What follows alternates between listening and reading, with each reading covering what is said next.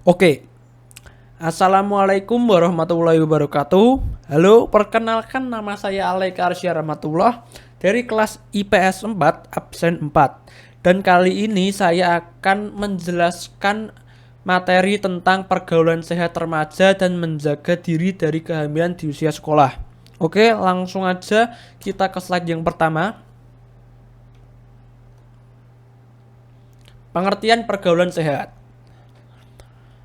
Apa itu pergaulan sehat? Pergaulan sehat adalah proses interaksi yang dilakukan oleh individu dengan individu atau individu dengan kelompok secara normal, baik tubuh, jiwa, dan kehidupan sosialnya. Oke, langsung aja kita ke slide berikutnya. Pengertian remaja. Apa itu pengertian remaja?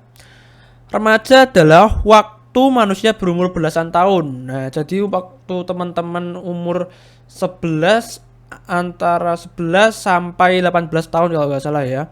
Pada masa remaja manusia tidak dapat disebut sudah dewasa, tetapi tidak dapat pula disebut anak-anak. Oke, langsung aja ke slide berikutnya. Simpulan pengertian pergaulan sehat remaja. Pergaulan sehat adalah pergaulan yang membawa pengaruh positif bagi perkembangan kepribadian seseorang. Sebaliknya, pergaulan tidak sehat mengarah kepada pola perilaku yang merugikan bagi perkembangan dirinya sendiri maupun dampaknya bagi orang lain. Oke, langsung aja kita next guys.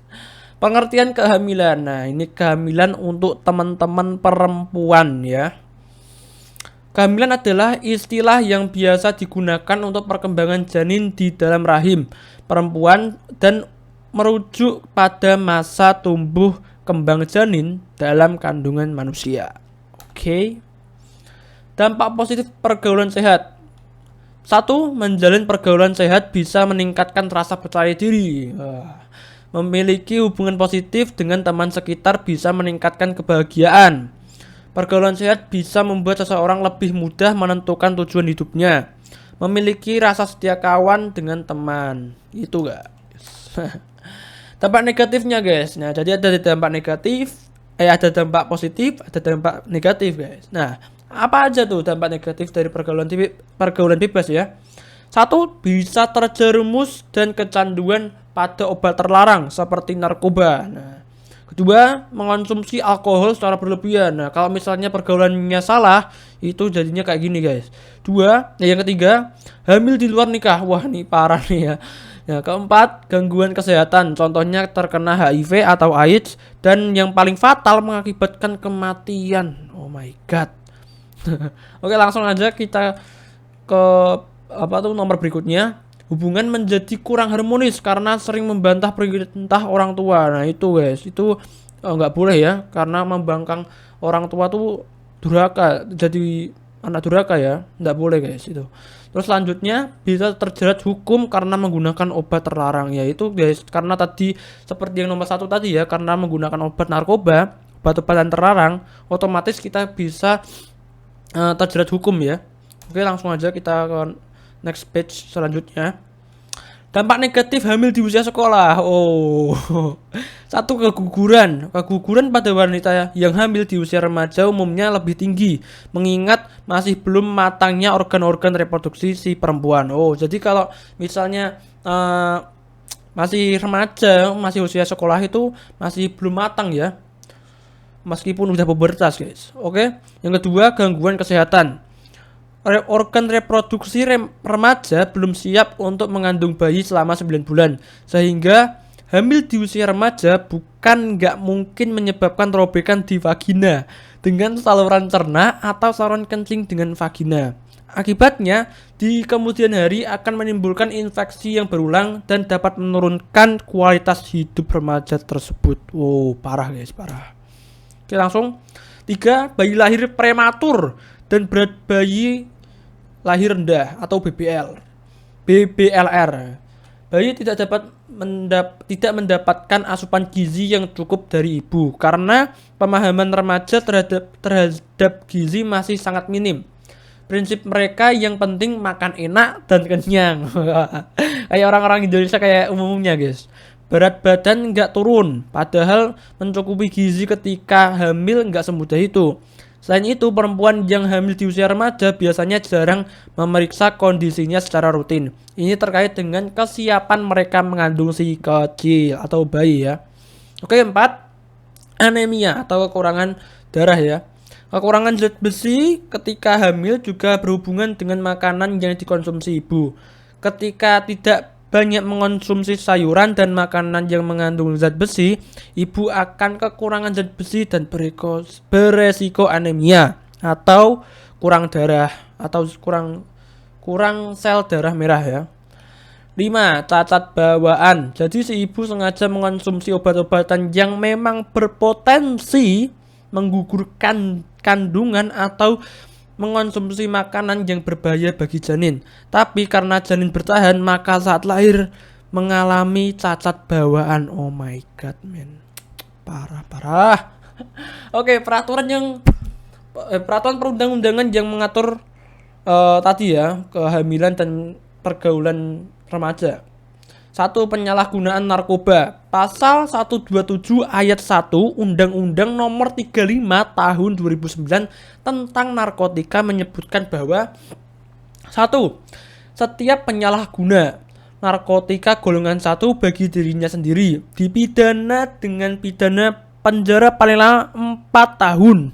Narkotika golongan 2 bagi dirinya sendiri ya dipidana dengan pidana penjara paling lama 2 tahun.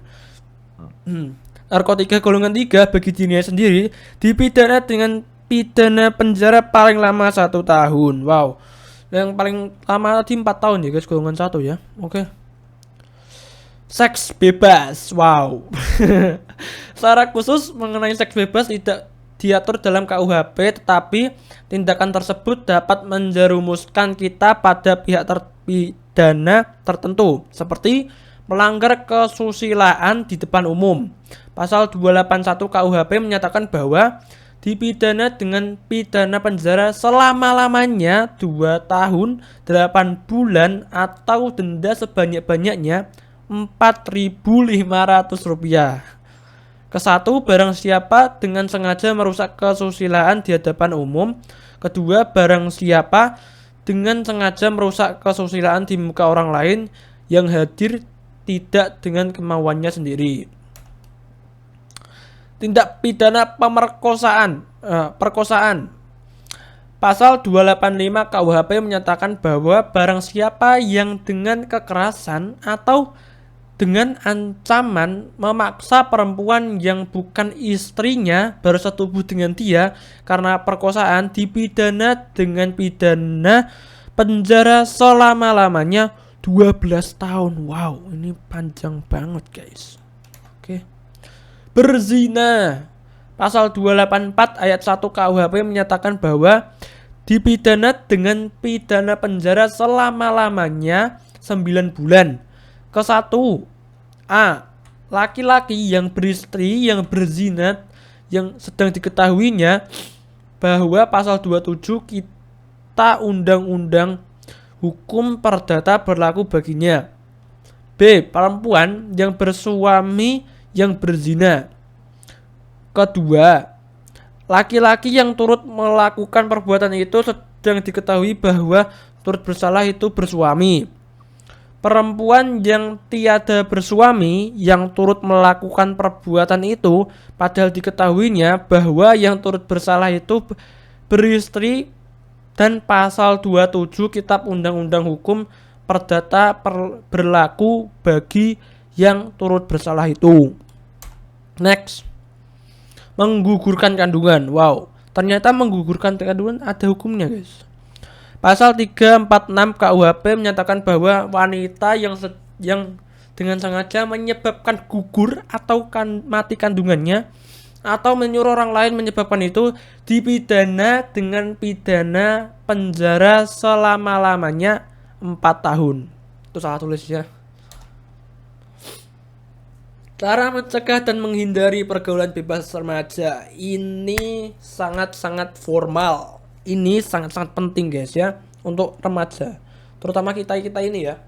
1. Memperkuat pendidikan agama. Nah, terutama untuk agama Islam ya. Ada agama Islam tuh ada hukumnya guys ya. Di dalam Al-Quran ada, di dalam hadis-hadis ada. Nah salah satunya ini guys, di dalam surat Al-Isra ayat 32. Dan janganlah kamu mendekati zina. Sesungguhnya zina adalah suatu perbuatan yang keji. Itu keju salah tulis ya, dan suatu jalan yang buruk. Nah jadi jangan pernah ya teman-teman yang umurnya belasan tahun ini, jangan pernah sekali-sekali mendekati zina. Nah terutama juga pacaran juga guys, karena pacaran itu setahu aku ya, itu juga langkah atau step satu mendekati zina. Jadi jangan pernah pacaran, karena di dalam Al-Quran itu juga ada guys ya.